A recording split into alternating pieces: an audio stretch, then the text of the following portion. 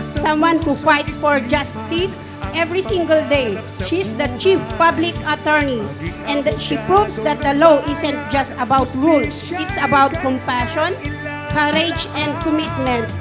Let's welcome the one and only Dr. Persida V. Rueda Acosta. Ang total population po natin ngayon is 2,934 PDLs, which is sobra po sa talagang capacity lang ng correctional. Meron po tayong 534 na senior citizen. Yan ang bilang ng mga Women Persons Deprived of Liberty o PDLs na nakalagak sa Correctional Institution for Women o CIW sa Mandaluyong City as of November 6, 2025 na siya ring araw ng muling pagbisita ng Public Attorney's Office o ang PAO Legal and Medical Team na pinangunahan ni PAO Chief Persida Acosta.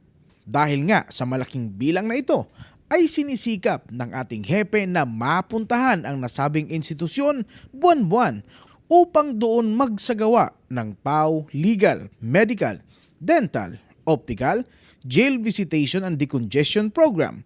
Katuwang pa rin ng ating hepe hindi lamang ang PAO lawyers, staff at Forensics Division, kundi maging ang mga volunteer private partners nito, ang Manila Central University o MCU, Hospital de Ocampo Memorial College of Dentistry at Executive Optical o EO. Kapansin-pansin ang excitement at patuloy na pagtangkilik ng ating women PDLs sa programang ito ng Public Attorney's Office. Masaya tayo kasi nakikita natin na tinatangkilik yung ating serbisyo. Tingin ko very optimistic sila doon sa kanilang health. Optimistic din sila doon sa kanilang outcome ng kanilang mga kaso at saka yung paglaya nila.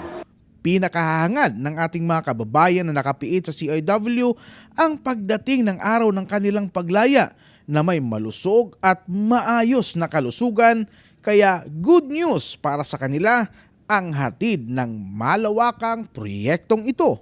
Ma'am, sa amin po, lalo na sa office namin, natutuwa po kami na buwan-buwan nandito po kayo kasi nagkakaroon po kami ng regular na gawain, activities para po sa pag-follow up ng papel ng mga PDL namin. Nakakatulong din po kayo sa medical nila, sa conditions nila. Yung mga PDLs, pangalagaan po ninyo ang inyong mga sarili, no? Bukod sa legal na assistance ng Public Attorney's Office, ay binibigyan namin kayo ng healthcare, dental care, optical care para ho sa comprehensive na programa na ito para sa inyo. Palagi paalala ni Chief yan na pangalagaan nila yung health nila para paglaya nila, malusog sila. Alam nyo, marami panlalaya. Marami pa. Basta magpakalakas tayo, magpakagiting, hawak lang sa pananampalataya sa Diyos, hindi niya tayo pababayaan, gagaling tayo, lalakas tayo. Maraming po salamat.